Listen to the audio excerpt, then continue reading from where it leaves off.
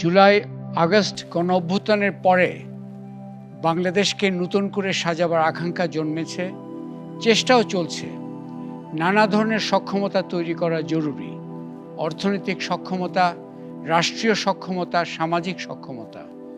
কিন্তু দুটি সক্ষমতা কিছুটা মনোযোগের বাইরে পড়ে আছে, অবহেলার জায়গায় আছে।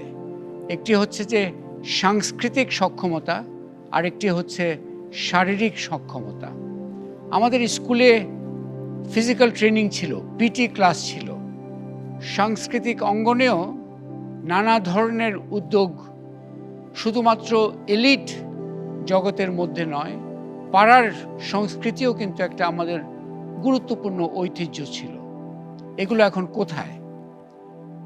সংস্কৃতি এবং ক্রীড়া, এটি কি শুধুমাত্র দুটি খাত, নাকি এটি জাতির পুনর্জাগরণের জন্য দুটি নূতন এবং গুরুত্বপূর্ণ মাধ্যম?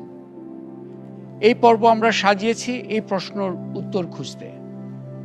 চলুন দেখে আসি শিক্ষার্থীরা এই বিষয়ে কি ভাবছে।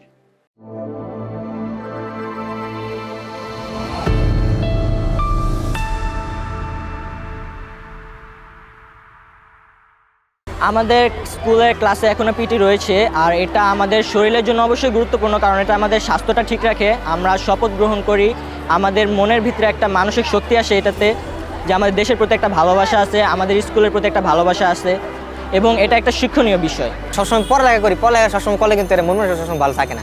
আর যে পিটি ক্লাসটা করি, একটা ডিসিপ্লিন বজায় থাকে সবার মধ্যে। এই কারণে আর কি আমাদের পিটি ক্লাসটা খুবই গুরুত্বপূর্ণ। খেলার মাঠ থাকলে আমরা ফ্রেন্ডদের সাথে খেলতে যেতাম, বাট আমরা খেলতে না যাই, ঘরের ভিতরে গেম খেলি। খেলার মাঠ অনেকটাই গুরুত্বপূর্ণ, কারণ হচ্ছে বাচ্চারা যদি খেলাধুলা না করতে পারে তাহলে তারা ঘরে বসে যে মোবাইল ফোন আসক্ত হয়ে যায়। খেলাধুলা করতে না পারলে তাদের মনও ভালো থাকে না। বর্তমানে ক্লাস 7-8-এর পোলাপানের কাছেও ফোন আছে, তারা ফোনে আসক্ত, ফেসবুক চালায়, ফ্রি ফায়ার খেলে, পাবজি খেলে। আর যদি মনে করেন ফোনটা না চালায়, যদি আমাদের একটা খেলা মাঠ থাকে, তাহলে পোলাপান সবাই খেলাধুলা করবো। খেলাধুলা করলে মন মানসিকতা ভালো থাকবো, কেউ বাজে নেশে আসক্ত হবে না। এখন তো আপনার জায়গায় আছে মোবাইল, সেলফোনের যুগ চলে আসার পর থেকে বাচ্চাগুলো আসলে আর খেলার প্রতি আগ্রহ নেই। তো এইভাবে আসলে আমাদের দিন দিন শারীরিক অবস্থা অবনতির দিকে যাচ্ছে, এবং বাচ্চাগুলো জন্মের পরে দেখে শারীরিক ডায়াবেটিস, এনাদের বহু ধরনের সুগার প্রবলেম এগুলো হয়ে যাচ্ছে। সব শিক্ষা প্রতিষ্ঠানে শারীরিক শিক্ষাটা থাকা উচিত, কারণ আগে ছিল এটা, সব শিক্ষা প্রতিষ্ঠানে শারীরিক শিক্ষাটা ছিল, কিন্তু বর্তমানে এটা নাই। আমার এটার প্রতি আগ্রহ আছে। আমার মনে হয় যে আমার ক্লাসমেট যারা আছে বা যারা কলেজে পড়াশোনা করে তাদেরও এটার প্রতি আগ্রহ আছে, কিন্তু কলেজের ভিতরে এই শারীরিক শিক্ষাটা না থাকার কারণে তাদের আগ্রহটা কমে যাচ্ছে। কিন্তু পুনরাবৃত্তি করার কারণে আগ্রহটা বাড়বে, ফোনের প্রতি আগ্রহ কমবে, আর আমাদের জন্য এটা ভালো হয়। আমরা যখন স্কুল লাইফে পড়াশোনা করছি, তো আমাদের পিটি করা হতো, নির্দিষ্ট ড্রেস কোড থাকতো। আমরা স্কুলে ক্লাস হওয়ার আগে 1 ঘন্টা পিটি, এবং আমরা যে ফ্যাটি খাবার খাই, আমাদের বাধ্যতামূলক আমাদের শারীরিক শিক্ষা দরকার। আমার মনে হয় স্থানীয় সরকাররা এই আমাদের যে স্বাস্থ্য সুরক্ষা সামগ্রী কিছু নিয়ে কোনো ভূমিকা রাখতেছে না, কারণ যদি রাখতো তাহলে আমাদের বিভিন্ন এলাকায়, প্রত্যেকটি এলাকায় একটা করে মাঠ থাকতো। ক্রীড়া মন্ত্রণালয় যারা আছে, এটা নিয়ে যদি আরও কঠোর হয়, খেলাধুলার প্রতি স্টুডেন্টদের আরও আগ্রহ বাড়ায়, তাহলে আমাদেরও আগ্রহ বাড়বে, আমরা খেলাধুলা করব। আমার মনে হচ্ছে না, এটা সঠিকভাবে নাই বলাই ভালো। এখানে কোনো কিছু আর বলার নেই, কারণ আপনারাই দেখছেন, যদি ভালো মতো হয়ে যেত তাহলে খেলার মাঠগুলোর মধ্যে শিক্ষা প্রতিষ্ঠান গড়ে উঠতো না, আমার মনে হয় তারা করছে না। কারণ দেখা যায় যে সব জায়গায় স্কুলের মতো খেলার মতো জায়গা নেই, খেলার মাঠ নেই, জাস্ট বিকজ আমাদেরকে একটা ক্লাসের মধ্যেই বন্দি থাকতে হয়। ছোট্ট একটা ঘটনা হলো, আমরা একবার পিটি ক্লাসে ছিলাম, তো অনেক রোদ ছিল, অনেক রোদের ভিতরে পিটি করতেই মন চাচ্ছে না, ঠিক আছে, সবসময় তো পিটি করতে মন চায় না। তো একবার কি হয়েছে, আমরা যেই লাইনে দাঁড়াইছি, আমার একটা ফ্রেন্ড ছিল সামনে, ও ইচ্ছা করিয়া অজ্ঞান হয়ে বান করে পড়ে গেছে ঘোড়ায়। তারপরে কি গেছে, ওর দেখা দেখি আর 3-4 জন পড়ে গেছে। এটা খেলার মাঠ যত বাড়বে, আপনার এলাকার ফ্রেন্ডরা, মানুষরা তত ওই মাঠের দিকে খেলতে যাবে, বাট মাঠ তো নাই, তো সুতরাং খেলতেও যেতে পারে না। তো আমাদের মাঠ বাড়াইলেই আমরা ওইখানে খেলতে যেতে পারবো। মূলত হচ্ছে মাঠটা যদি থাকে, তাহলে ছেলেমেয়েরা এমনি ইন্টারনেটের প্রতি আকর্ষণ না হয়ে খেলা মাঠের প্রতি আকর্ষণ যাবে। ভাই, খেলাধুলা করলে সবসময় খেলার ভিতরে মন থাকলে বাজারটার দিকে কিন্তু খেয়াল যায় না। আর যদি খেলাধুলা না করি, তাহলে যে ফোনটা এলে সবচেয়ে ক্ষতিকর জিনিস। তো আমার মতে আবার সবাই খেলাধুলা করা উচিত, তারপরে একটা মাঠের প্লেস করে দেওয়া উচিত, তাহলে সবাই খেলাধুলার প্রতি উদ্যত থাকবো, আমাদের যুব সমাজ ধীরে ধীরে আরও ভালো হবে। এভাবে বেকার সময় অথবা কোনো সামাজিক কর্মকাণ্ড, খেলাধুলা, শারীরিক কোনো কাজে জড়িত না হলে এই লোকগুলো আপনার তার ব্রেন অন্যদিকে ডাইভার্ট হবে। অবশ্যই এই এলাকা ভিত্তিক এক ধরনের অপরাধ, এই ত্রাস সৃষ্টি হচ্ছে। এগুলো থামাইতে গেলে আপনার খেলাধুলা, বিনোদন সবই দরকার। আমাদের সরকারের তরফ থেকে একটা নির্দিষ্ট জায়গা বরাদ্দ করে দেওয়া উচিত, পার্ক সাইডে একটা খেলার মাঠ, যেখানে আমরা যাই খেলতে পারবো। হ্যাঁ, আমার এলাকায় খেলাধুলার জন্য সরকারি বা বেসরকারি সহায়তার প্রয়োজন মনে করি। কারণ হচ্ছে যে আমার এলাকায় কোনো মাঠ নাই। যদি একটা মাঠ থাকতো তাহলে খেলাধুলা খেলতে ভালো হতো, খেলতে পারতাম আমি। বিভিন্ন এলাকায় কিন্তু সরকারি প্রাথমিক বিদ্যালয় থাকে, ওইখানে বড় একটা মাঠ থাকে, তো সবাই ওখানে খেলতে পারে। আর যদি এরকম সরকারিভাবে কোনো একটা মাঠ না দিয়ে দেয়, যাদের জায়গা আছে যে আমার জায়গা আমি বাড়ি করব, আর যদি সরকারিভাবে মাঠ দিয়ে দেয় তাহলে এখানে কেউ দখলদারি করতে পারবো না যে আমার মাঠ, সরকারি মাঠ, সবাই খেলাধুলা করবে, এটাই। আমাদের যদি একটা মাঠ থাকে তাহলে ভালো হয় সরকারিভাবে। যদি বাচ্চারা তাহলে মাঠের মধ্যে খেলাধুলা করতে পারে, তারপরে ক্লাব থাকলে ওখানে প্র্যাকটিস করতে পারে, অনেক ভালো কিছু করতে পারে। কখনো যদি তেমন কোনো সুযোগ হয় তাহলে আমি ব্যাডমিন্টন খেলবো, আর এমন সুযোগ হলে আমি একজন ব্যাডমিন্টন প্লেয়ার হতে চাই। ফুটবল আমার কাছে খুব ভালো লাগে, ঠিক আছে। ফুটবলে শারীরিক কসরত হয়, এতে মন মানসিকতা ভালো থাকে, শরীরেও ফিটনেস থাকে। সবসময় খেলাধুলা করলে শরীর ফিট থাকে।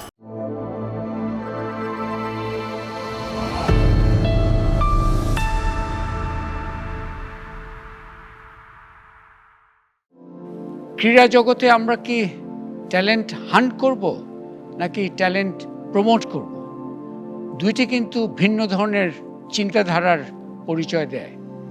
চলুন কিছু অতিথিদের সাথে এই আলোচনাটা আমরা করে আসি।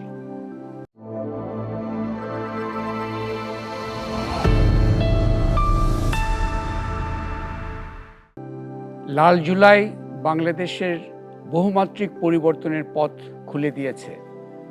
আমাদের মনোজগতের পরিবর্তন দরকার, আমাদের শারীরিক সক্ষমতার বিষয়গুলো সামনে নিয়ে আসা দরকার। ক্রীড়াকে আমরা কিভাবে দেখি, সামাজিক দৃষ্টিভঙ্গি এখানে কোথায়? আমরা কি শুধু ট্যালেন্ট হান্ট করব নাকি ট্যালেন্ট প্রমোটও করব? এই বিষয়গুলো নিয়ে আমরা আলোচনার জন্য তিনজন অতিথিকে এখানে এনেছি। আমার পাশে আছেন নিশাত মজুমদার, খুবই সুপরিচিত একটি মুখ। উনি পর্বতারোহী, বাট এই বিষয়গুলো নিয়ে, এই যে ক্রীড়ার যে সার্বিক সামাজিক গুরুত্ব, এটা নিয়ে খুবই সবার কাছে কথা বলেন। আমাদের আছেন দেশ রূপান্তরের সম্পাদক মুস্তফা মামুন সাহেব, উনিও এই বিষয়গুলো নিয়ে বহুদিন ধরে চিন্তাভাবনা করছেন। এবং আমার ডানে আছেন গোলাম রব্বানী ছোটন, উনি বাংলাদেশের অন্যতম একজন কোচ, বিশেষ করে নারী ফুটবলারদের যে সাফল্য, তার পেছনে অন্যতম কারিগর হিসাবে উনি কাজ করে আছেন বহুদিন ধরে। তো আমরা আলোচনাটা শুরু করি এইভাবে। নিশাত, আপনি তো বহুদিন ধরে শুধু সফলতা নিয়ে এসছেন তাই নয়, এভারেস্ট বিজয় করেছেন।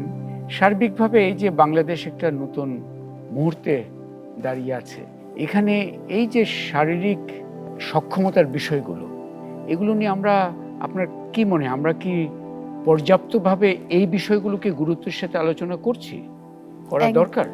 একদম না, একদমই না। আজকে এই যে নতুন সময়ে নতুন ভাবে যেটাকে উপস্থাপন করা হয়েছে তার জন্য আপনাকে ধন্যবাদ। এই যে শারীরিক সক্ষমতা বৃদ্ধি এবং এটা যে চর্চার বিষয়টা, বা এই যে স্পোর্টস বা খেলাধুলা যেটা বলছি, ক্রীড়া জগৎ বলছি, এই জগৎটা আসলে বাংলাদেশের অন্যতম একটি অবহেলিত জগৎ, যেটা নিয়ে খুব কম কথাবার্তাই হয়। এটা আসলে আমার মনে হয় যে এই যে পরিবর্তনের পথ তৈরি হচ্ছে, এখন এটি আলোচনা করে আমরা সেই পথে হাঁটা খুবই জরুরি। তো আমরা আবার আসবো এবং আমরা খুব খোলামেলা আলোচনাই করতে চাই। মোস্তফা মামুন, আপনি তো শুনলেন নিশাতের কথা এবং আপনারও দীর্ঘ অভিজ্ঞতা এই ক্ষেত্রে আছে। আপনিও কিভাবে দেখছেন যে সমাজের যে দৃষ্টিভঙ্গি থাকা দরকার এই বিষয়টায়, সেখানে কোথায় ঘাটতি এবং কেন এই ঘাটতি? আসলে সমাজের দৃষ্টিভঙ্গি বলতে, সমাজ আসলে স্পোর্টসটাকে খুব, আমার মনে হয় যে প্রপার আন্ডারস্ট্যান্ডিং আমাদের সমাজে হয় নাই, এবং সেটার জন্য সমাজ দায়ী না, দায়ী হচ্ছে স্পোর্টসের লিডারশিপে যারা বসেন, প্রথম তারাই শুরু করেন। তারা খুব ন্যারো ডাউন করে ফেলেন স্পোর্টসটাকে, পুরো আমরা জাতীয়ভাবে খুব ন্যারো ডাউন করে ফেলেছি। আমরা মনে করি স্পোর্টস মানে হচ্ছে আন্তর্জাতিক সাফল্য। বাংলাদেশ একটা অদ্ভুত দেশ, যে দেশের কোনো মূল্য নাই, বিদেশি একটা টুর্নামেন্ট যেটা কোনো মানে নাই সেটা জিতে আসলো, এটা নিয়ে সবাই লাফাবে। সেটা হচ্ছে ফান্ডামেন্টাল একটা রং আন্ডারস্ট্যান্ডিং। এই জন্য আপনি দেখবেন বাংলাদেশে এক সময় সব খেলা খেলতো। আপনি চিন্তা করেন, বাংলাদেশ একটা নদীমাতৃক দেশ, আমরা সাঁতারও খুঁজে পাই না, আমাদের অ্যাথলেট নাই, এবং আমরা সব বাদ দিয়ে এখন একটা খেলায় পুরা এই এক জাতি এক দেশ এক খেলা, মানে আমরা সব কিছু একটা এক দল, যেটার ফল আমরা দেখলাম। তো সব কিছু মিলিয়ে আমরা একটা খেলায় এসছি। যে ক্রিকেট কেন? কারণ ক্রিকেট আমাদের আন্তর্জাতিক সাফল্য দেয়। এবং সেই আন্তর্জাতিক সাফল্য কি, ধরেন ক্রিকেটের সঙ্গে আমরা অন্য খেলাগুলোর যদি তুলনা করি, keeping respect to the certain game, cricket it's a glorious game, কিন্তু তার জায়গাটা অনেক ছোটো, 10টা-12টা দেশ সিরিয়াসলি খেলে। তার সঙ্গে যখনই আপনি ফুটবলকে করবেন, অ্যাথলেটিক্সকে করবেন, তখন তারা কিন্তু সেই লেভেলে ইন্টারন্যাশনাল সাপোর্ট পাবে না। তো এখন হয় কি, ক্রিকেটের চোখে আমরা সব খেলা দেখা শুরু করেছি, এবং একমাত্র এই একটা খেলায় আমরা সবাই যে খেলাটা ক্রিকেটে যদি তার সাকসেস থাকে, বাবা মা সবাই পুশ করে, বিকজ এটা স্পোর্টস হিসাবে না, এটা কেরিয়ার হিসাবে, কেরিয়ার অপরচুনিটি হিসাবে। তো ফলে হচ্ছে কি, স্পোর্টস আমার কাছে মনে হয় যে স্পোর্টস নাই আসলে বাংলাদেশে, স্পোর্টসে পলিটিক্স হয়। এবং এই পার্টিকুলারলি আপনি যে পরিবর্তনের কথা বলছেন, সেখানে সেটা আরও ইন্টারেস্টিং ঘটনা ঘটে চলেছে, ঘটা শুরু হয়েছে এবং ঘটতে থাকবে। কীরকম, সেই মানুষগুলো কিন্তু পরিবর্তনের কথা বলছে, যারা এই পরিবর্তন না হওয়ার জন্য গত 30-40 বছর দায়ী। এই পরিবর্তনের জায়গাটা কিছু লোক আমাদের বিভ্রান্ত করে, এই বিভ্রান্তির কারণে কখনো কোনো পরিবর্তন সাধিত হয় নাই। একটুখানি চেঞ্জ আমি দেখতে পাই, এবারে সময়টা একটু আলাদা, সবাই ভয়ও পাচ্ছে। তো পলিটিক্যালি কী হয়, প্রশাসনে কী হয়, যে একজন বিএনপিপন্থী, আওয়ামী লীগপন্থী, মোটা দাগে এই দুই ভাগ, এদের সঙ্গে কিছু নানার উপরে চেহারা বদলায়। স্পোর্টসে আবার ভাগটা এরকম না, একসময় আবনি-মোড়ন ছিল, তার মধ্যে আওয়ামী লীগ, বিএনপি, তার মধ্যে আবার মানে সব কিছু মিলিয়ে এটা একটা মিশ্র জিনিস। আমরা এখন ক্রিকেট এবং জাতীয়তা, ক্রিকেটের সঙ্গে কিন্তু আমরা মানে খেলার সঙ্গে জাতীয়তাবাদটা ঢুকিয়ে দিয়েছি, যেটা ওয়েস্টার্ন ওয়ার্ল্ড যেটাকে এখন ডিডাক্ট করছে। আমরা কিন্তু 40 বছর 50 বছর আগের যে ধারণা যে খেলা এক করে, খেলা মানে জাতীয়তা, আমার দেশ, ইত্যাদি ইত্যাদি, ইটস নট দ্য কেস। খেলা মানে খেলা, এই যে ধারণাগুলো, কনসেপ্টগুলো আসছে, কনসেপ্টগুলো চেঞ্জ হচ্ছে, সময় তো চেঞ্জ হয়, মানুষের ইভলিউশন হচ্ছে না, স্পোর্টস ইভলিউশন হচ্ছে, স্পোর্টস থিঙ্কিংয়ের ইভলিউশন হচ্ছে, এবং থিঙ্কিংয়ের ইভলিউশন থেকে কিন্তু স্পোর্টসের ইভলিউশন হবে, থিঙ্কিংয়ের ইভলিউশন। সো আমাদের, আপনি যেটা বললেন, আমাদের মাঠে পরিবর্তন দরকার, মনোজগতে পরিবর্তন দরকার, মস্তিষ্কেও পরিবর্তন দরকার, এবং সেগুলো পরিবর্তন হলে মানুষ বদলাবে।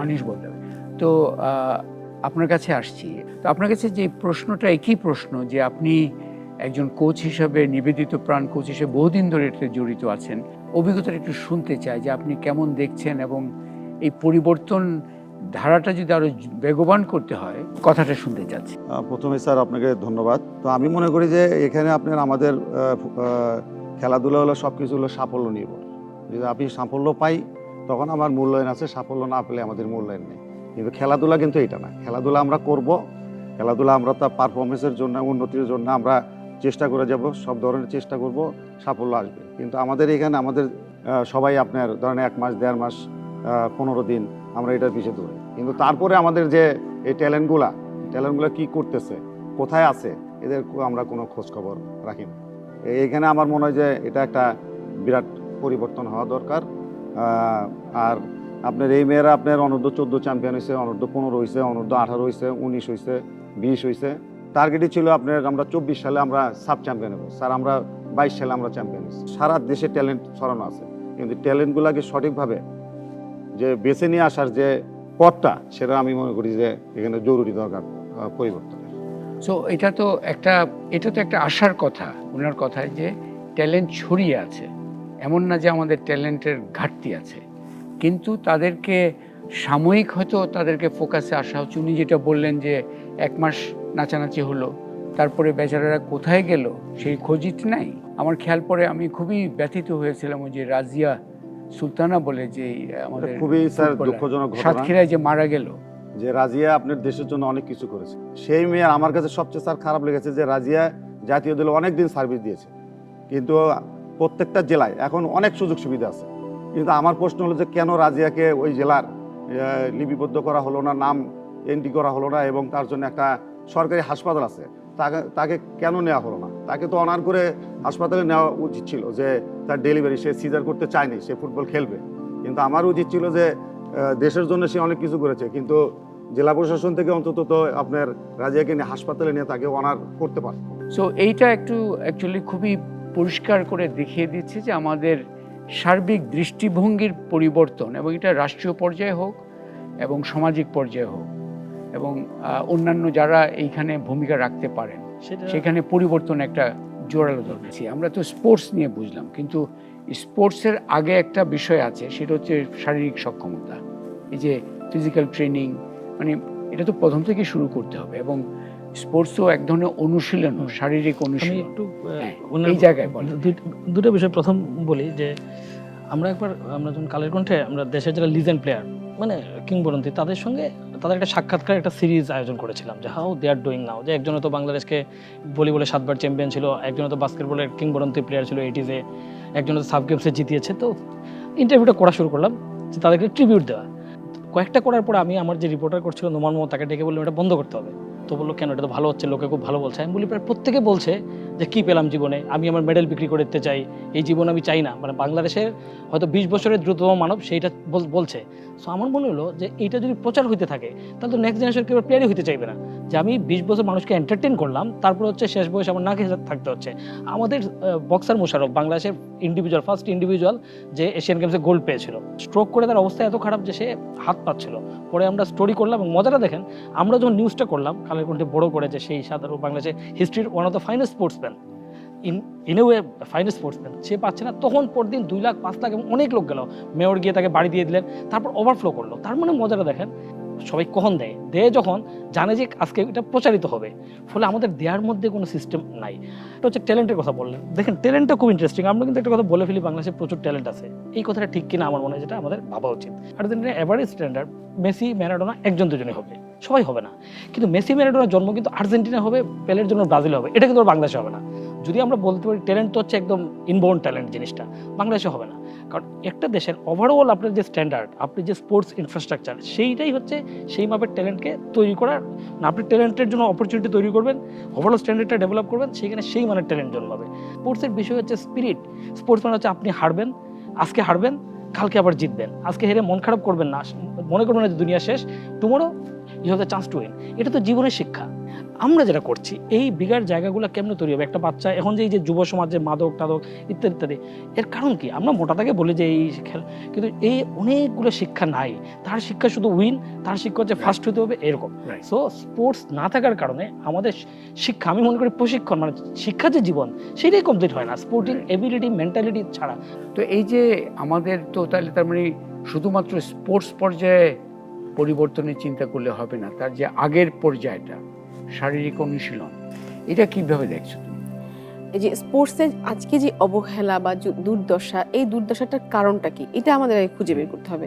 আমার কাছে যেটা মনে হয় এই দুর্দশার কারণ হচ্ছে, প্রথম কথা যে আমরা তো এখন আসলে একটা ক্যারিয়ারিস্টিক একটা গোলের চক্রের মধ্যে ঘুরছি।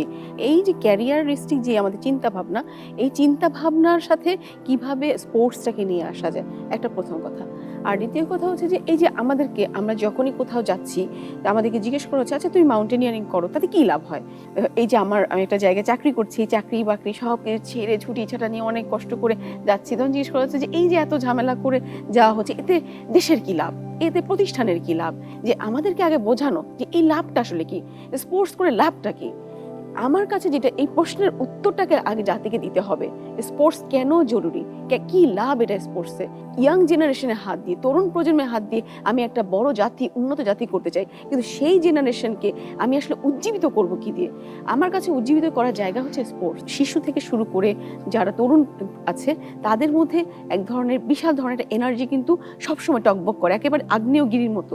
কিন্তু এই আগ্নেয়গিরিটার অগ্নুৎপাতটা আসলে কিভাবে হবে?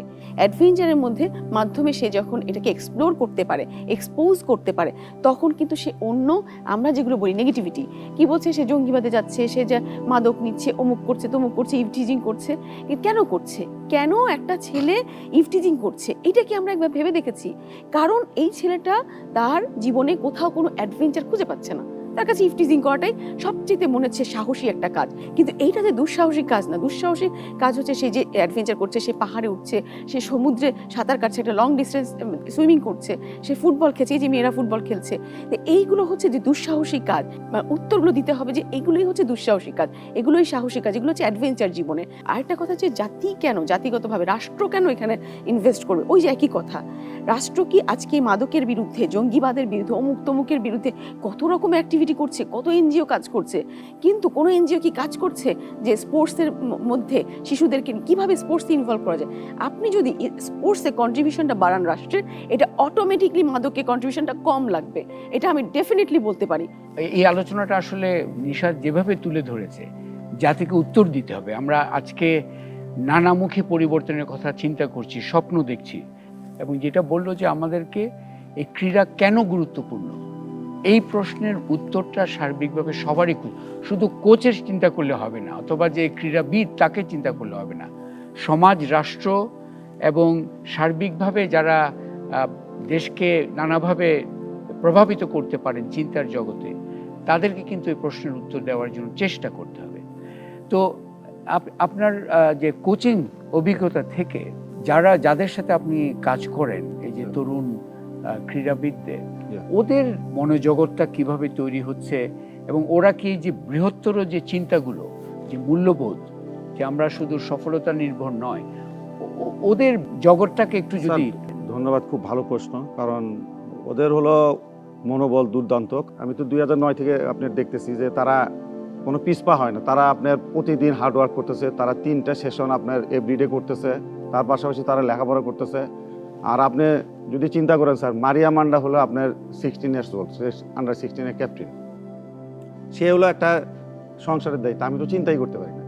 তো এত বড় একটা চাপ নিয়ে সে সব কিছু করতেছে, সে লেখাপড়া করতেছে দেশের জন্য। আপনার সে আন্ডার 14-এ চ্যাম্পিয়ন হয়েছে নেপালে, তারপরে আন্ডার 15 চ্যাম্পিয়ন হয়েছে, আন্ডার 18 চ্যাম্পিয়ন হয়েছে, 19, 20 এবং সিনিয়র সাব 2বার, পরপর 2বার। যেমন ধরেন আপনার এত বছর আপনার খুবই ভালো যে মেয়েদের পার্টিসিপেশন বাড়ছে, বঙ্গমাতা আর বঙ্গবন্ধু কাপ খেলা হয়েছে। কিন্তু আপনি দেখেন যে কোটি কোটি টাকা খরচ হয়েছে, প্যান্ডেলই সাজানো হয়েছে লক্ষ লক্ষ টাকা খরচ করে, কিন্তু এদের কোনো বুট নেই, খালি পায়ে খেলছে। আপনার 11 সাল থেকে খেলা শুরু হয়েছে, 24 সাল পর্যন্ত খেলা হয়েছে, কিন্তু এরা বুট পরে খেলে নেই। কেন বুট পরে খেলে নেই? আমি আজকে থেকে 7 বছর আগে একটা সেমিনার হয়েছিল, আমি ওখানে বলছিলাম কেন বুট পরে তারা খেলবে না, কারণ আমার তো ইন্টারন্যাশনাল ফুটবল বুট পরে খেলতে হবে। শুরু তো বিভিন্ন জায়গা থেকে করতে হবে, অবভিয়াসলি আমাদের শুরুটা হয়তো স্কুল থেকে করতে হবে, আমাদের যে ক্রীড়ার যে ইকোসিস্টেম সেখান থেকে করতে হবে, আমাদের এই দৃষ্টিভঙ্গির পরিবর্তনের জায়গায়। এই শুরুর জায়গাটা কেমন দেখছেন, এটা নিয়ে যদি একটু সংক্ষিপ্ত করে একটু আমরা শুনে নিব। দেখেন, আপনি যদি গত 30-40 বছরে স্পোর্টসটা কীরকম, স্পোর্টসের সাধারণত থাকে অর্ধেক মন্ত্রী, মানে প্রতিমন্ত্রী, যে একজন ফুল মিনিস্টার কেন দেওয়া হয় না, ক্রীড়া এবং যুব, মানে এটা বিরাট। কিন্তু ওই যে খেলা মানে এটা ছোটোখাটো বাচ্চাদের জিনিস, এই খেলবে টেলবে ইত্যাদি ইত্যাদি, হবে বা হবে না। একদল মনে করে যে একদম ছোটো বাচ্চাদের জিনিস, আর আরেক দল মনে করে এটা এক ধরনের বিভ্রান্তি, ওকে লেট ইট গো, মানে এরকম। তো এই দৃষ্টিভঙ্গি প্রথম বদলাইতে হবে। বদলে কী করতে হবে? প্রথমে যে এটা অত্যন্ত গুরুত্বপূর্ণ, সেই গুরুত্বটা দিতে হবে। তারপর হচ্ছে দ্বিতীয় প্রশ্ন হচ্ছে ক্রীড়া সম্পর্কে যে জায়গাটুকু আমরা বলছি যে শুধুমাত্র সাফল্য, এই যে ওরিয়েন্টেশন, এই যে চিন্তা, মানে এনাদের কেরিয়ার, এই চিন্তা করলেই শেষ। এই চিন্তা থেকে বের হতে। আপনি তো গণমাধ্যমের এখন ব্যক্তিত্ব, জি, গণমাধ্যমকে এই বিষয়গুলোকে যেই দৃষ্টিকোণ থেকে আমাদের দেখা দরকার, সেই বিষয়গুলো কি দেখছে বা তুলে আনছে? নট নেসারি, সব ক্ষেত্রে না, কোনো ক্ষেত্রে। গণমাধ্যমের বিষয়টা কি, গণমাধ্যম তো মানে একদম কমনলি কোনো কথা বলে না, এক একজন এক একভাবে বিশ্লেষণ করে এবং তাই করবে। যেমন এই যে ছোটন ভাই বললেন যে বাচ্চাদের খালি পায়ে খেলে ইত্যাদি ইত্যাদি, প্রথম কথা ইত্যাদি নিয়ে কিন্তু আলোচনা হয়েছে, আমিও শুনেছি, আমরাও কিছু অংশ নিয়েছি, কিন্তু যে বলে গেছে কেউ শোনেনি। যারা ক্ষমতায় যায় তারা কিন্তু শুনতে চায় তার পক্ষের কথা, এবং সেটাকেই মানে মেইন ডমিনেন্ট ডিসকোর্স হিসাবে সেটাকে এস্টাবলিশ করা হয়। সেইখানে একটা পরিবর্তন আনার সম্মিলিত চেষ্টা একেবারে আমাদের করতেই হবে। দৃষ্টিভঙ্গিটা জাস্ট এই যে দূরদৃষ্টি সম্পন্ন লোক যে বুঝবে দেশ এবং বিশ্ব পরিবর্তনের সময় এই অনুযায়ী নতুন ক্রীড়া মনন তৈরির উদ্যোগ নেবে, তা হলেই অনেক প্রবলেম সলভ হয়ে যাবে। এবং বাট নিশাদ, উনি বললেন যে নেতৃত্বে মানে কোথায় শুরু করব, উনি বললেন দূরদৃষ্টি সম্পন্ন নেতৃত্ব। অন্য কোনো কি আপনার ইয়েতে আছে যেখানে শুরু করতে পারি? ভাইয়ের সাথে আমি ওই পর থেকে শুরু করছি। উনি তো প্রথম কথাটা বলে, আসলেই প্রথমে হচ্ছে দূরদৃষ্টি সম্পন্ন নেতৃত্ব। নেতা এসে কি করবেন? নেতা তো আমাদের একটা দিক নির্দেশনা দিবেন। আমাদের দিক নির্দেশনা কোন দিকে দিবেন? শিশু বয়স থেকে তার এই শিশু মন কি চায় সেটা বুঝে তারপর তাকে ডেলিভার করা। এমন শিশুরা আসলে নিয়ে কোথায় কাজ করা হয়? বিদ্যালয়ে কাজ করা হয়। এই বিদ্যালয় কেন্দ্রিক স্পোর্টসকে আমাদের নিয়ে আসতে হবে। প্রতিদিনের অ্যাক্টিভিটিতে, একটা শিশুর অ্যাক্টিভিটিতে অবশ্যই স্পোর্টস থাকতে হবে। আমি কেন লেখাপড়া করছি? আমার শারীরিক এবং মানসিক বিকাশের জন্য। তাহলে আমার কিন্তু মানসিক বিকাশের জন্য লেখাপড়া হচ্ছে, কিন্তু শারীরিক বিকাশের লেখাপড়া হচ্ছে না, আমি এটা বলতে পারি। ওর কিন্তু মানসিক সবকিছু হচ্ছে, ওর লেখাপড়া হচ্ছে, ব্রেইনের বৃদ্ধি হচ্ছে, কিন্তু শারীরিক বৃদ্ধি হচ্ছে না। কিন্তু শারীরিক বৃদ্ধি ছাড়া তাহলে কোনো কি পরিপূর্ণ বৃদ্ধি হতে পারে? হতে পারে না। একটা শিশু কিভাবে আজকে একদম প্লেয়ারে রূপান্তরিত হবে, এটা আমাদেরকে আমার মনে হয় দেখা প্রয়োজন। যারা ক্রীড়া বিশেষজ্ঞ আছে তারা বসে ঠিক করে দিবে, তারপর ফেডারেশনগুলোকে গাইডলাইন করে, যেটা বলছে নেতৃত্ব কি করবে? ফেডারেশনগুলোকে সঠিক দিক নির্দেশনা দেবে, ফেডারেশনগুলো ঠিক মতো কাজ করছে কিনা, তার দায়িত্ব পালন করছে কিনা। এখন পর্যন্ত আমাদের দেশে কয়েকজন তরুণ আছে যারা মাউন্ট এভারেস্টে যাওয়ার জন্য ফিজিক্যালি মেন্টালি পুরোপুরি তৈরি, শুধুমাত্র তাদের অর্থের প্রয়োজন। অর্থের জন্য তারা প্রতি বছর তাদের মাউন্ট এভারেস্টে যাওয়াটা পেছাচ্ছে। তাহলে এই যে তারা মাউন্ট এভারেস্ট যেতে পারছে না, এই দায়টা কার? তার এই যে যেতে পারছে, এই যে ডিপ্রেশন, এই ডিপ্রেশনটা কি সোসাইটিকে ডিপ্রেস করে না? তো তো এই যে ফেডারেশনগুলোকে কিন্তু এই দায়িত্ব নিতে হবে। একটা হচ্ছে ইনফ্রাস্ট্রাকচারের দিক থেকে রাষ্ট্র করবে, আর একটা হচ্ছে কর্পোরেটের একটা দায়িত্ব আছে, কর্পোরেটগুলো এগিয়ে আসতে হবে। কিন্তু আমাদের মতো স্পোর্টসে বা এর চেয়ে ছোটো ছোটো স্পোর্টস আছে, সেইখানে কেন কর্পোরেটরা আসতে পারছে না? তো সেই জায়গাগুলো রাষ্ট্রকেই বলতে হবে। রাষ্ট্রকে বিভিন্ন ধরনের ফ্যাসিলিটি তৈরি করে দিতে হবে কর্পোরেটদের জন্য। তারা বলে দিবে, তুমি যদি এই খেলায় আজকে প্রমোট করো, এই খেলায় ফান্ড করো, তাহলে তুমি ট্যাক্সের এই রিটার্নটা পাবা, তুমি সিএসআর এর জন্য এই রিটার্নটা পাবা। এগুলো যদি দিতে পারে তখন কর্পোরেটও কিন্তু এগিয়ে আসবে, ওদের কিন্তু সুবিধা দেওয়া লাগবে। তো এখানে রাষ্ট্রের, কর্পোরেটের এবং সোসাইটি সবার কিন্তু সমন্বিত উদ্যোগ প্রয়োজন। আমরা যেটা দেখছি, আমরা কয়েকটা জায়গায় ভুল পথে হাঁটছি। একটা হচ্ছে যে নেতৃত্বের জায়গায় তাদেরকে বসাচ্ছি যারা এই জগৎটাকে ভালোবাসে তা নয়, এটা হচ্ছে ক্ষমতার একটা জায়গা, সেইভাবে যাচ্ছি। আরেকটা হচ্ছে আমরা যারা এই ক্রীড়াবিদ আছেন তাদের সম্মান না জানিয়ে ওই প্যান্ডেল এবং যে অনুষ্ঠানের, সাংস্কৃতিক অনুষ্ঠানের দিকে খরচটা বেশি ইয়ে করছি। আরেকটি হচ্ছে যে আমাদের এবং সম্মান জানাচ্ছি না। এটা তো খুবই একটা, আমি মনে করি যে একটা নির্দয় একটা গল্প বাংলাদেশের, যে 1 মাস তারা পেল এবং তারপরে পাদ প্রদীপের বাইরে চলে গেলে ওদের খবরও কেউ নিচ্ছে না। সমাজের ভেতর থেকেও পরিবর্তনগুলো আনতে হবে, আমরা শুধু উপর থেকে, কারণ বাংলাদেশের অভিজ্ঞতাটা সেটাই। আমার মনে হচ্ছে সার্বিকভাবে আপনাদের বক্তব্যে যেটা উঠে আসছে, এখানে শুধু একটা পলিসি পরিবর্তনের বিষয় নয়, এখানে শুধু একটা নতুন প্রজেক্ট বিষয় নেওয়ার বিষয় নয়, এখানে সার্বিক একটা সামাজিক আন্দোলনের দিকে আপনারা আন্দোলনের দিকে দৃষ্টিভঙ্গিটাই বদলানো দরকার এবং সার্বিকভাবে দৃষ্টিভঙ্গিটা দরকার। এবং এই দৃষ্টিভঙ্গিটা শুধু দরকার নয়, এটা করতেই হবে। এই দৃঢ় সংকল্পের অনুভূতি নিয়ে আপনাদের সবাইকে ধন্যবাদ দিয়ে এই সেগমেন্টটা আমরা এখানে শেষ করছি। অসংখ্য ধন্যবাদ।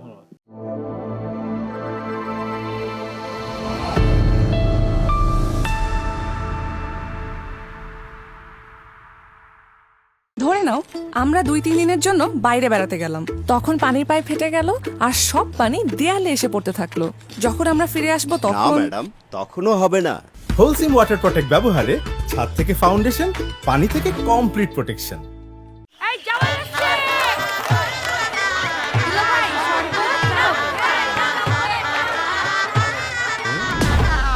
গেল কই? Super hit.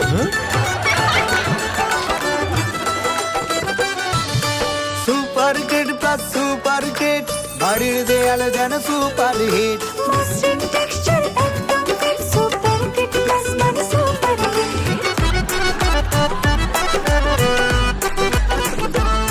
দেয়াল ফেসিং এর এলিগেন্ট লুক, দেয়ালে সুপার কিড প্লাস হোক। বাড়ি নির্মাণে কিসের টেনশন, সুপার কিড প্লাসে সব solution. Super kid plus super kid, বাড়ির দেয়ালে যেন super hit. Super kid plus super kid. বাংলাদেশের 1 number fairface cement Supercrete plus, যা আপনার বাড়িকে দেয় আভিজাত্য এবং নিশ্চিত করে দীর্ঘস্থায়িত্ব। শোনো, যেমন সিনেমার ক্লাইম্যাক্স সিনে দেখা যায় ঘন ঘন বিদ্যুৎ চমকাচ্ছে, সারা দিন ধরে বৃষ্টি হচ্ছে, তখন আরে না ম্যাডাম, কিছুই হবে না। হোলসিম ওয়াটার প্রটেক্ট ব্যবহারে ছাদ থেকে ফাউন্ডেশন, পানি থেকে কমপ্লিট প্রোটেকশন।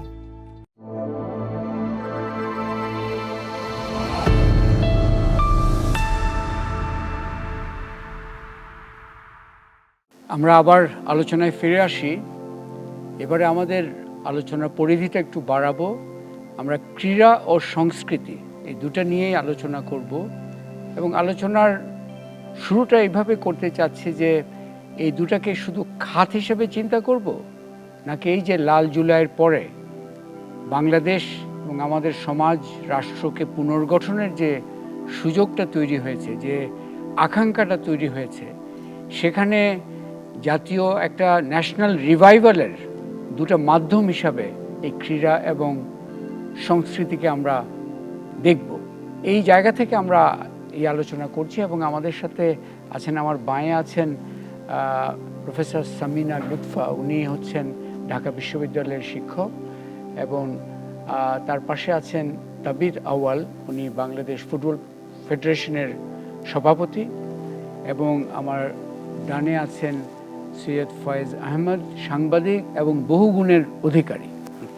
তো আমরা আলোচনাটা শুরু করি এবং আমরা কিন্তু করে করব যে কোন দৃষ্টিভঙ্গি থেকে, মানে যেমন আপনি যদি ক্রীড়া নিয়ে এবং সামিনা যদি সংস্কৃতি নিয়ে করতে পারেন, যে কোন দৃষ্টিভঙ্গি থেকে আসলে এগুলো আমরা দেখব, এগুলো কি দৃষ্টিভঙ্গির একটা উত্তরণ দরকার কিনা, জাতীয় পুনর্জাগরণের মাধ্যম হিসেবে এগুলো করতে পারি কিনা। পরবর্তীতে আমরা অবশ্য আলোচনা আরেকটা করব যে এগুবার পথগুলো কিভাবে হতে পারে। তো তাবিদ, আপনাকে দিয়ে শুরু করি যে আপনি তো একটা গুরুত্বপূর্ণ জায়গায় আছেন, এক অর্থে দৃষ্টিভঙ্গি পরিবর্তন করার একটা বড় ভূমিকায় আপনার সম্ভাবনা আছে। আপনার কথাটা শুনতে চাচ্ছি অ্যাকচুয়ালি। ধন্যবাদ। না, আপনি খুব গুরুত্বপূর্ণ ভাবে এই ইস্যুটাকে পেশ করতে যাচ্ছেন আজকে। আসলে আমাদের দৃষ্টিভঙ্গি বদলানোর অনেকটাই খানিক দরকার, অ্যান্ড ইতিমধ্যে কিন্তু বদলানো শুরু হয়েছে, যেটা আমরা দেখেছি। কারণ ক্রীড়া এমন একটা জায়গা, ক্রীড়াটা কিন্তু মানে এটা যে খালি একটা কম্পিটিশনে কেউ জিতবে কেউ হারবে সেটা না। ক্রীড়াটা কিন্তু একদম ছোটোবেলার থেকেই খুবই ইম্পর্টেন্ট, কারণ দুটো জায়গায় আমাদেরকে ক্রীড়াটাকে অবদান রাখে। সেটা হলো মোটর স্কিল বিল্ডিং, আর একটা হলো মেন্টাল স্ট্রেংথ বিল্ডিং। কারণ আমরা যদি ফিজিক্যালি ফিট না থাকি তাহলে মেন্টাল ফিটনেসটা কিন্তু কখনোই আসবে না। রীতি মুহূর্তে আমরা যতটুকু জার্নালগুলো পড়তে পেরেছি, দেখলাম যে বাংলাদেশের অ্যাটলিস্ট ইয়াং পপুলেশনের ভিতরে ডিপ্রেশনের হারটা অনেক বেড়ে যাচ্ছে, addiction to alcohol or drugs অনেক বেড়ে যাচ্ছে। এগুলো বিকজ আমাদের মেন্টাল ফিটনেসে একটু অভাব আছে। তো স্পোর্টসটাকে আমরা যদি দেখি, to build national unity and to build national humans. আরেকটাভাবে ফুটবল বা টিম স্পোর্টস অবদান রাখে, সেটা হলো সোশ্যাল ইউনিটি। যে ক্রীড়া আমাদেরকে শেখায় যে আমরা খেলবো, জিতবো, হারবো, বা তারপরে আবার কিন্তু আমরা স্পোর্টিং স্পিরিটে আমরা এগিয়ে যাব। তো সেই দৃষ্টিভঙ্গিটা যদি আমরা নেশন বিল্ডিংয়ের কাজে লাগাই, তাহলে বিশ্বাস করি যে বাংলাদেশ আরেকটা অনেক এগিয়ে যাবে। আপনি খুবই গুরুত্বপূর্ণ কথা বলেছেন, স্পোর্টিং স্পিরিট একটা শব্দ ব্যবহার করেছেন। এটা আমার মনে হয় বহুমাত্রিক এটার ব্যঞ্জনা আছে। এটার মাধ্যমে আমরা প্রতিযোগীর সাথে কিভাবে চিন্তা করছি, টিমের অন্য সদস্যের সাথে কিভাবে চিন্তা করছি, শ্রেষ্ঠত্বের লড়াই নয়, কিন্তু এই যে অংশগ্রহণের যে একটা বিষয়টা, এটাকে গুরুত্ব দিচ্ছি। তো আপনার কাছে আবারও আসবো অ্যাকচুয়ালি এই বিষয়গুলো নিয়ে। ডক্টর সামিনা লুৎফা, আপনি তো সমাজবিজ্ঞানীর একটা দৃষ্টিভঙ্গি নিয়ে দেখেন, বিশেষ করে ক্রীড়া যেমন একটা, আমি মনে করি এই মুহূর্তে বাংলাদেশের এই যে পুনর্জাগরণের যে একটা অন্যতম মাধ্যম হতে পারে, সংস্কৃতিও হতে পারে, একটা আমাদের মনোজগৎগুলোকে আরও শক্তিশালী করা, মানে বিনোদনেরও নতুন সংজ্ঞা আমরা তৈরি করতে পারি, নতুন ব্যাখ্যা তৈরি করতে পারি। কিভাবে দেখছেন আপনি বিষয়টাকে? না, নিশ্চয়ই, অনেক ধন্যবাদ। আসলে যে কথাটা তাবিদ আওয়াল শুরু করেছেন ওখান থেকে নিয়ে যদি আমি বলি যে এই যে একটা স্পিরিটের কথা উনি বলেছেন, আপনি যদি ইদানিং খেয়াল করেন জুলাই পরবর্তী সময়ে বাংলাদেশে যারা জুলাইয়ের আগে খুবই গুরুত্বপূর্ণ কন্টেন্ট ক্রিয়েটর ছিলেন, তাদের জায়গায় কিন্তু রাজনৈতিক ভাষ্য, রাজনৈতিকভাবে বাংলাদেশকে আমরা কোথায় দেখতে চাই, এই মানুষগুলো কিন্তু মানুষের কাছে অনেক বেশি পরিচিত মুখ হয়ে উঠছেন, যারা এর আগে হয়তো ছিলেন না। আগে হয়তো এক ধরনের বিনোদন কেন্দ্রিক এক ধরনের ব্যাপার ছিল। একজন আর্টিস্ট তো আসলে অত কিছু হয়তো সবসময় চিন্তাও করেন না। তিনি যেটা বলা জরুরি মনে করছেন, সেটা একটা গানে হতে পারে, সেটা একটা কার্টুনে হতে পারে, সেটা একটা চিত্রকর্মের মধ্যে দিয়ে হতে পারে, নাটকে হতে পারে, কিন্তু সেটার মাধ্যমে তিনি যদি আসলে এই সময়টাকে ধারণ করেন, সেটাই কিন্তু গুরুত্বপূর্ণ আমাদেরকে এক জায়গায় করার জন্য। কারণ আমরা তো এই সময়টাতে প্রত্যেকেই নানাভাবে যুক্ত হয়েছি, এবং আমাদের এই যুক্ত হওয়াটাই আসলে আমাদেরকে সামনের দিকে এই যে সংহতি, এই সংহতির দিকে নিয়ে যেতে পারে। আর সবচেয়ে বড় কথা, আমরা একটা খুব ভয়ঙ্কর রিপ্রেসিভ সময় পার করে আসলাম। তো এর যে একটা ট্রমা, এই ট্রমা কিন্তু জাতিগতভাবে আমরা সবাই কিন্তু শেয়ার করি, এবং এই ট্রমা হিলিংয়ের ক্ষেত্রে শিল্প সবসময় খুব ভালো কাজ করে, এবং সেটা আর্টের মাধ্যমে হতে পারে, সেটা ড্রামা থেরাপির মাধ্যমে হতে পারে, অনেক রকম অপশনস আছে। এবং আসলে আমাদের এই স্টোরিগুলোও তো দরকার, যে স্টোরিগুলো আমাদের জানা নাই সেই স্টোরিগুলো বের হয়ে আসা দরকার। সো এটা কিন্তু একটা কনসার্টেড এফার্ট হতে পারে যে আমরা জুলাই অভ্যুত্থানে আহত নিহতদের কাছে যেতে পারি। শিক্ষক হতে পারে, লেখক হতে পারে, কবি হতে পারে, এমনকি থিয়েটারের লোকজন হতে পারে। সো খুবই আপনি অনেকগুলো গুরুত্বপূর্ণ কথা বলেছেন। জনমানসে একটা পরিবর্তন হয়েছে, তারা প্রস্তুত নতুন দিক নির্দেশনার জন্য। জুলাই অভ্যুত্থানে যে নিদারুণ একটা রিপ্রেশন হলো, এই যে একটা ট্রমা, এই যে হিলিং, এই হিলিংয়ের কাজটা কিন্তু খুবই জরুরি। মানুষ তো শুধুমাত্র আহত শরীরে নয়, মনের মধ্যে যে আহতটা, সেটাও হিলিং করা খুবই জরুরি। তো সৈয়দ ফায়েজ, আপনার কাছে আসতে চাচ্ছি যে এই বিষয়গুলো তো আপনিও দেখছেন সাংবাদিক হিসেবে নানাভাবে, আপনার সাম্প্রতিক একটা ফেসবুক পোস্টে আমি দেখলাম যে আপনি একটা গুরুত্বপূর্ণ বিষয় নিয়ে এসছেন।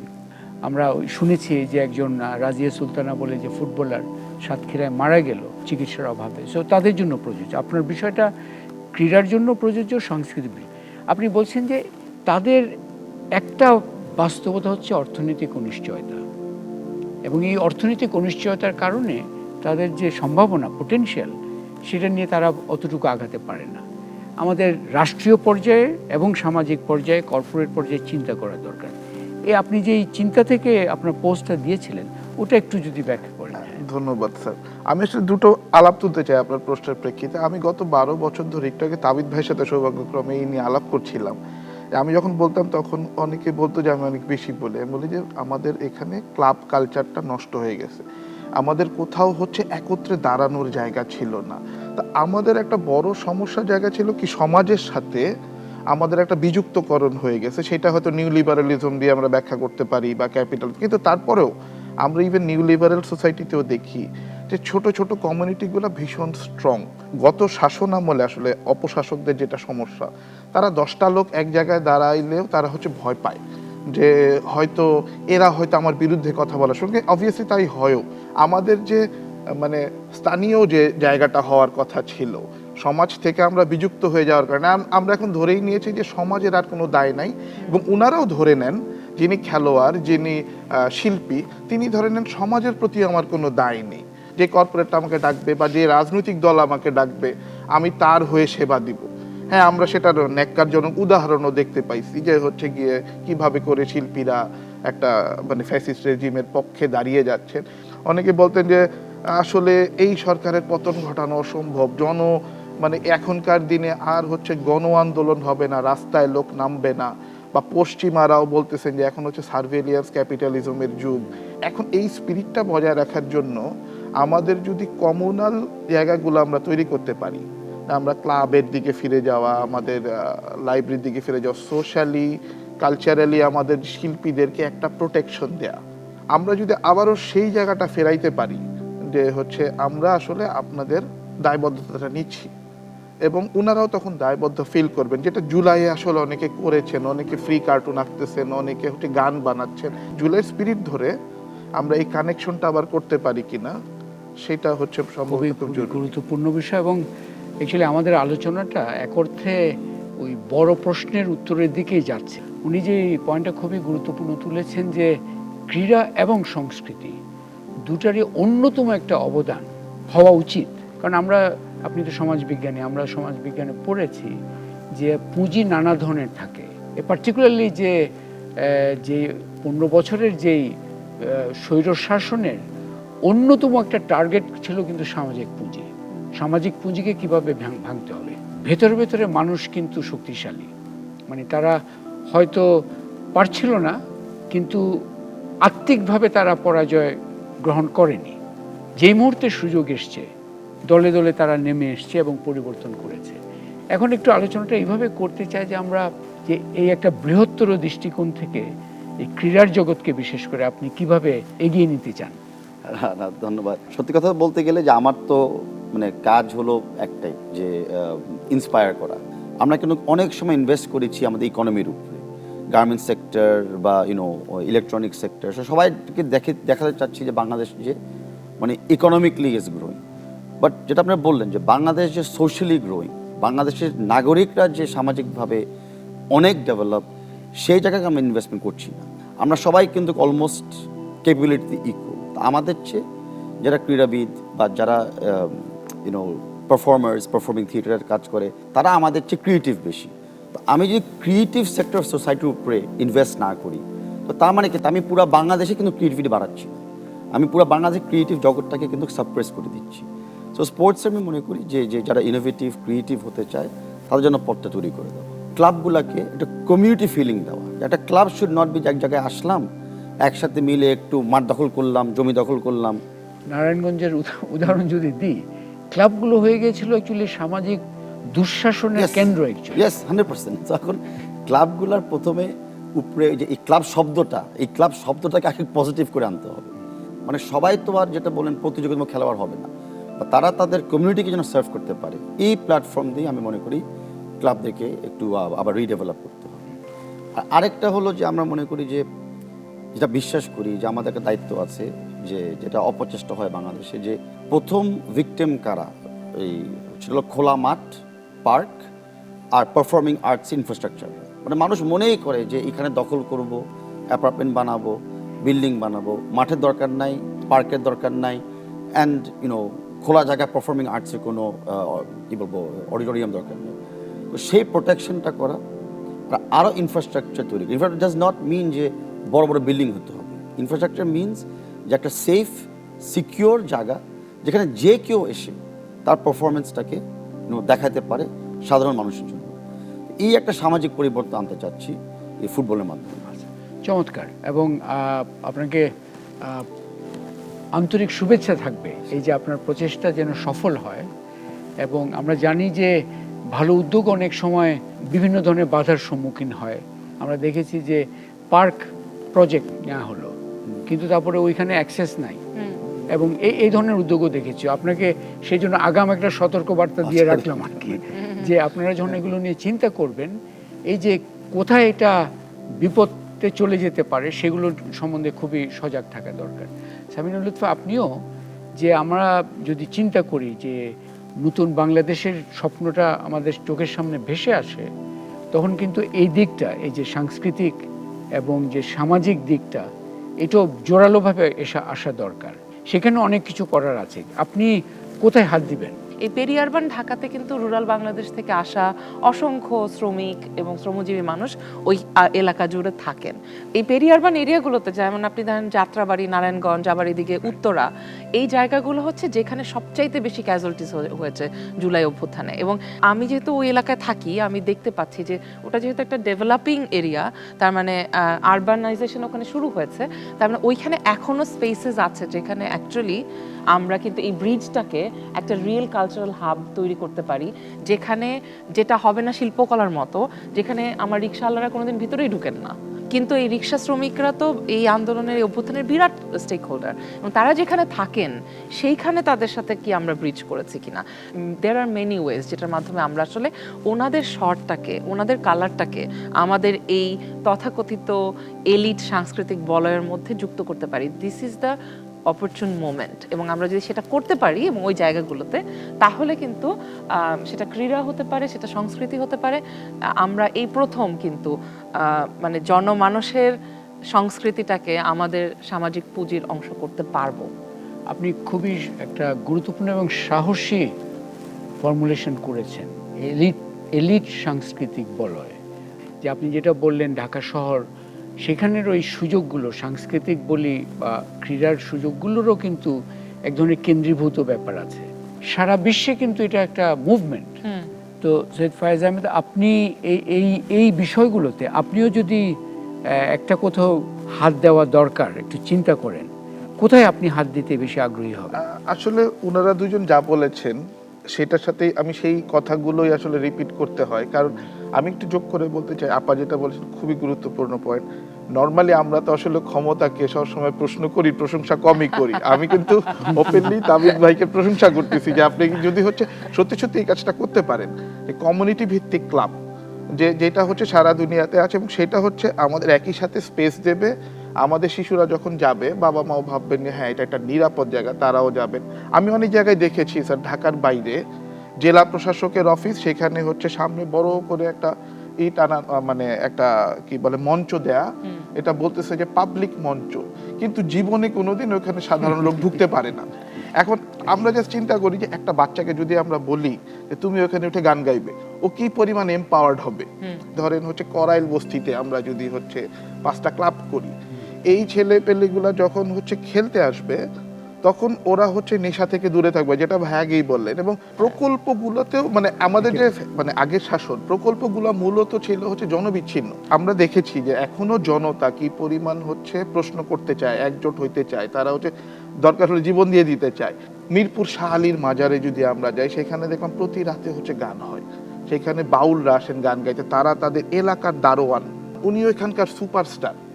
উনি যখন শাহ আলীর মাজারে যে গান গাচ্ছেন, উনি তখন যে এম্পাওয়ার্ড ফিল করছেন। তখন ওনারও যে একটা কমিউনিটি দায়িত্ব এবং অন্য, কিন্তু এই স্পেসগুলা আমরা সব জায়গা থেকে হারিয়ে যাচ্ছে। আমি আমার পাড়া হচ্ছে গোপীবাগ, খুবই ফেমাস পাড়া, সেখানে ধরেন হচ্ছে ওরা 11 জন সিনেমা যারা হচ্ছে আমরা ছোটবেলা থেকে শুনেছি কি ওনারা খুব ভালো খেলতেন, ওনারা ব্রাদার্স ক্লাব করেছেন, ওনারা অনেক কালচারালের সাথে জড়িত ছিলেন। এই মানুষগুলো যখন মুক্তিযুদ্ধে যায় তাদের ব্যাপারটা ছিল যে আমাকে এই সোসাইটি এক ধরনের সম্মান দিয়েছে, আমি তাদের দায়িত্বটা নিতে চাই। তো ওই জায়গাটা শুধু টাকা পয়সা দিয়ে বা আসলে আসে না। প্রত্যেকে কিন্তু কিছু সুনির্দিষ্ট পথের কথা বলেছেন।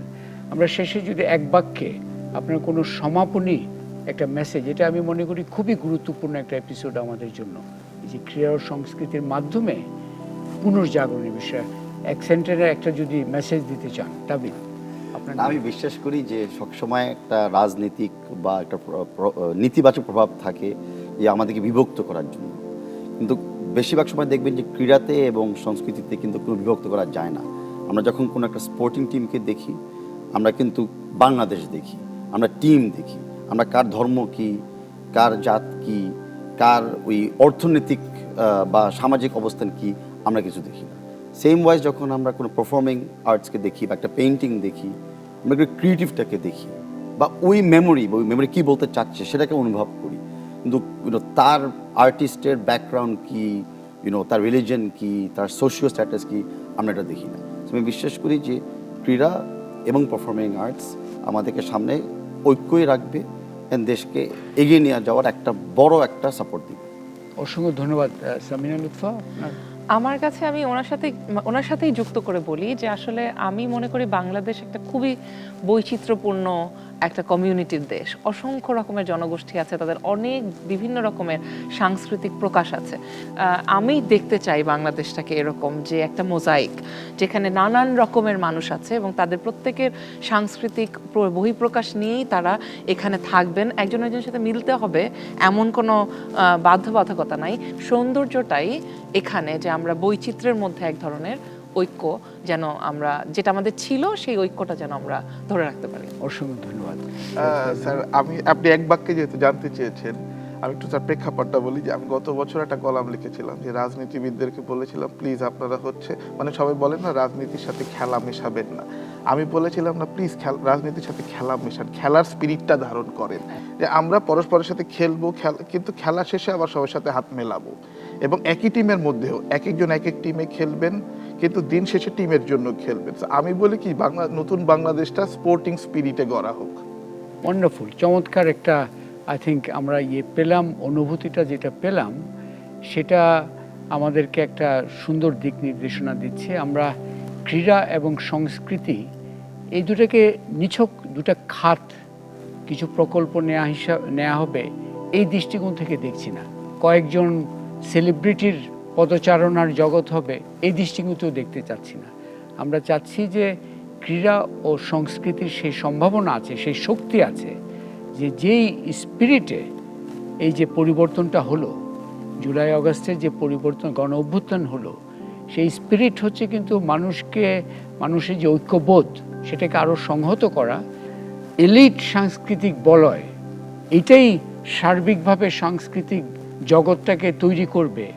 এর বাইরে সাধারণ মানুষের কাছে নিয়ে যেতে হবে এই দুই জগৎকে, ক্রীড়াকে এবং সংস্কৃতিকে।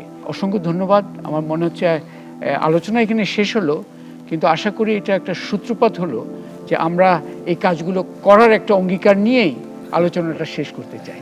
অসংখ্য ধন্যবাদ। ধন্যবাদ আপনাকে। ধন্যবাদ।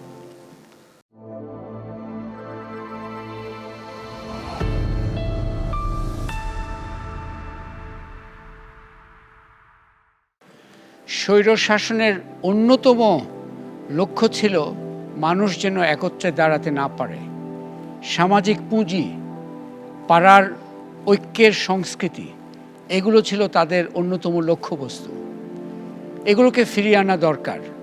সামাজিক পুঁজি অর্থনৈতিক পুঁজির মতো সমান গুরুত্বপূর্ণ।